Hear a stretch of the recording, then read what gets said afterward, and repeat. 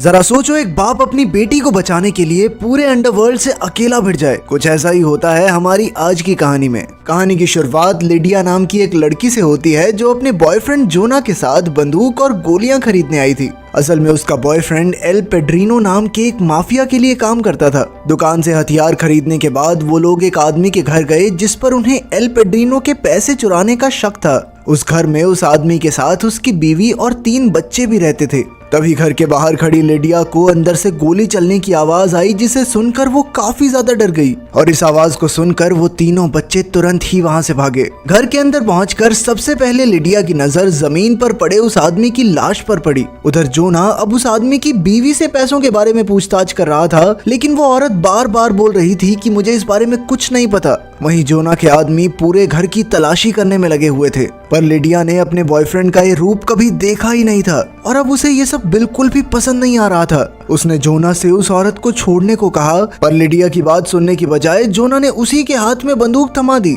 और कहा कि अगर मुझसे सच में प्यार करती हो तो इस औरत को गोली मारो। पर लिडिया इसके लिए बिल्कुल भी तैयार नहीं थी और जोना के बार बार जबरदस्ती करने की वजह से वो बहुत ज्यादा डर गई थी और फिर उसने घबराहट में गलती से जोना पर ही गोली चला दी। और जब उसे अपनी गलती का एहसास हुआ तो वो खुद को बचाने के लिए तुरंत ही वहां से भाग गई। उधर लिडिया के पिता जॉन अपने दोस्तों को अपनी फौज की कहानियां सुना रहे थे, जिसके बाद जॉन ने उन्हें बताया कि कैसे शराब के नशे में किसी का खून करने के आरोप में उसे 7 साल के लिए जेल जाना पड़ा था। जॉन का सबसे करीबी दोस्त कर्बी था, जिसे वो अपने फौज के दिनों से जानता था। असल में जॉन का तलाक काफी समय पहले ही हो गया था और अब वो एक वैन में बिल्कुल अकेला रहता था। साथ ही फौज से निकलने के बाद उसने टैटू आर्टिस्ट का काम शुरू कर दिया और अब तो वो लिडिया से भी बहुत कम ही मिल पाता था। थोड़ी देर बाद उसे लिडिया का फोन आया, जिसने उसे बताया कि वो अपने घर को छोड़कर कहीं और शिफ्ट होने वाली है और इसके लिए उसे $2000 की जरूरत है। असल में लिडिया जोना के आदमियों से बचकर भाग रही थी, पर वो ये बात अपने पिता को नहीं बताना चाहती थी।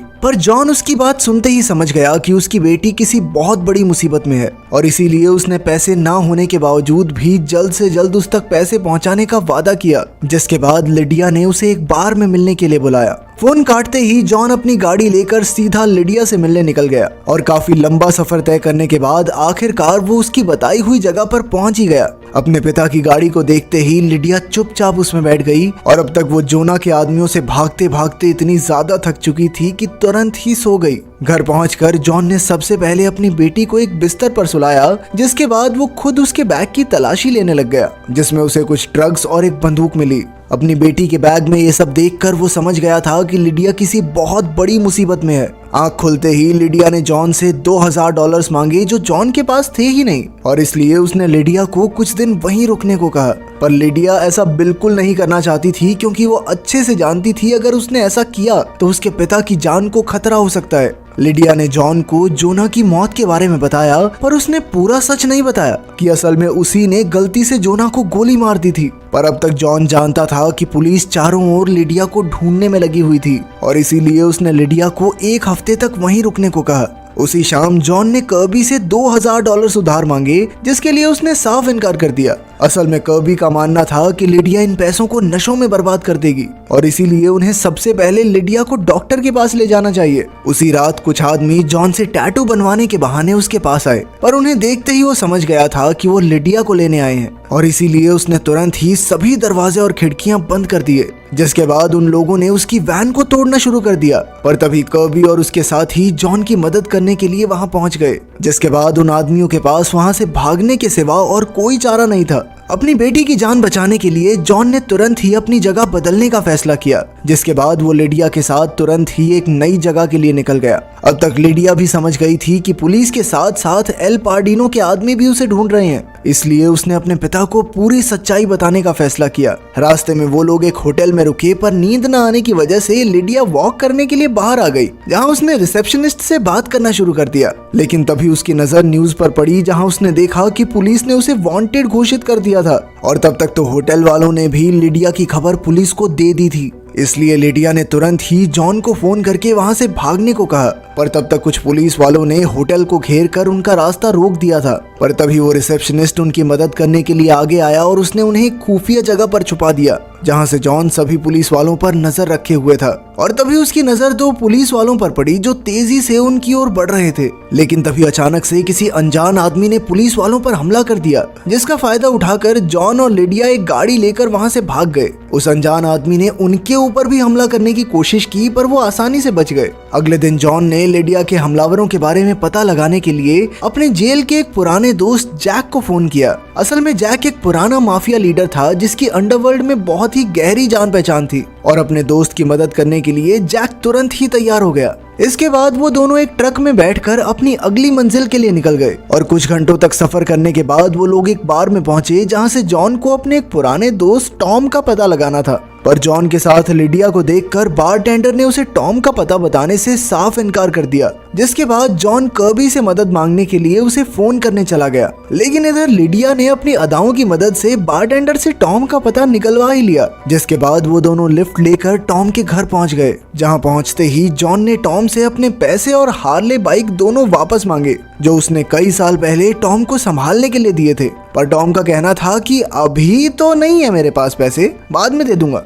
उसी शाम टॉम ने अपने बाइकर ग्रुप के साथियों को जॉन से मिलने के लिए बुलाया, जिसके बाद जॉन और लिडिया ने उस रात वहीं रुकने का फैसला किया। अगली सुबह टॉम और उसकी बीवी ने जॉन और लिडिया को बंदूक के दम पर कैद कर लिया। असल में उन्हें पता लग गया था कि जॉन और लिडिया पुलिस से बचकर भाग रहे थे, और इसलिए उन्होंने लिडिया को गिरफ्तार करवा के सरकारी इनाम लेने का फैसला किया। जॉन को इस बात से इतना गुस्सा आया कि उसने तुरंत ही टॉम की बीवी पर हमला करके उसके हाथ से बंदूक छीन ली, जिसके बाद उसने टॉम से कहा कि चुपचाप मेरी बाइक और सारे पैसे अभी वापस दे। गुस्से में होने के बावजूद भी जॉन ने अपनी दोस्ती की खातिर टॉम को जिंदा छोड़ने का फैसला किया। अपने पैसे और बाइक लेकर वो दोनों तुरंत ही अपनी अगली मंजिल की ओर निकल गए। पर रास्ते में टॉम के कई आदमियों ने उन्हें पकड़ने की कोशिश की, पर जॉन ने टॉम के घर से चुराए हुए हथियार की मदद से उन सभी को बड़ी ही आसानी से हरा दिया। अगले दिन पुलिस और गैंग के लोगों से बचने के लिए जॉन और लिडिया ने अपना भेष बदलने का फैसला किया, जिसके लिए जॉन ने अपनी दाढ़ी को शेव कर लिया और वहीं लिडिया ने अपने बालों का रंग बदल दिया।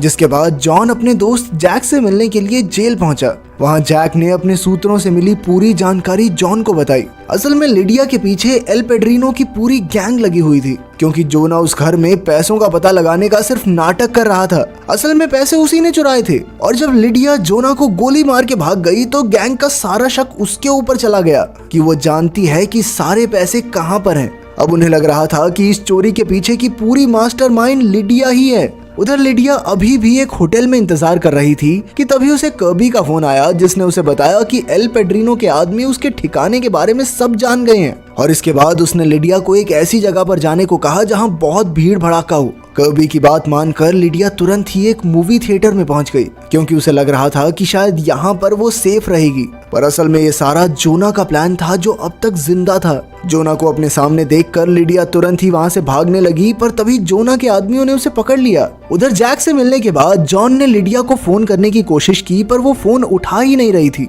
इसलिए जॉन ने कर्बी को फोन करके लिडिया के बारे में पूछा, पर कर्बी को फोन करने पर उसे पता चला कि जोना ने उसे पहले ही मार दिया था। अपने सबसे करीबी दोस्त की मौत और अपनी बेटी के किडनैप होने की खबर सुनकर जॉन गुस्से से भर चुका था। इसके बाद उसने जोना से मिलने का फैसला किया। जोना ने कहा कि अगर मुझे ढूंढने की कोशिश भी की तो मैं लिडिया को जान से मार दूंगा। पर जवाब में जॉन ने कहा कि मार दे, एक काम कर, तू मार के दिखा, फिर मैं एल पेड्रिनो को तेरे सारे कच्चे चीठे बता दूंगा कि कैसे तूने ही उनके पैसे चुराए हैं। पर जोना के पास जाने से पहले जॉन टॉम के घर गया, जहां से उसने कई सारे ग्रेनेड्स उठाए, जिन्हें वो जोना के आदमियों को खत्म करने के लिए इस्तेमाल करने वाला था। लेकिन जब इस बार टॉम ने उसे रोकने की कोशिश की तो उसे मजबूरन अपने दोस्त को मारना पड़ा। जोना की बताई हुई जगह पर पहुंचकर सबसे पहले उसके आदमियों ने जॉन की तलाशी ली, जिसके बाद उसके हाथ बांधकर उसे भी लिडिया के साथ एक गाड़ी में बैठा दिया गया। पर जैसे ही जोना के आदमी जॉन की बाइक को रास्ते से हटाने के लिए गए तो बाइक के नीचे लगे हुए ग्रेनेड्स में धमाका हो गया, और इसी मौके का फायदा उठाकर जॉन ने भी जोना और उसके साथियों पर हमला कर दिया। अपने हाथ बंधे होने के बावजूद भी वो उन्हें हराने में कामयाब रहा। जोना अपनी जान बचाते हुए वहां से भागने लगा, और वहीं दूसरी तरफ जॉन और लिडिया भी उसकी गाड़ी लेकर वहां से भागने ही वाले थे कि तभी अचानक से एल पेड्रिनो के एक स्नाइपर ने उन पर हमला कर दिया, जिसमें एक गोली सीधा जाकर जॉन को लगी, और अपनी बेटी को बचाने के लिए उसने अपनी जान की कुर्बानी दे दी। थोड़ी देर बाद पुलिस ने वहां आकर जोना को अरेस्ट कर लिया, जिसके बाद उसे उसी जेल में भेज दिया गया जहां जैक पहले से ही बंद था। और उसने अपने दोस्त की मौत का बदला लेने के लिए जोना को पहले ही दिन एहसास करवा दिया कि जेल में उसका समय अच्छा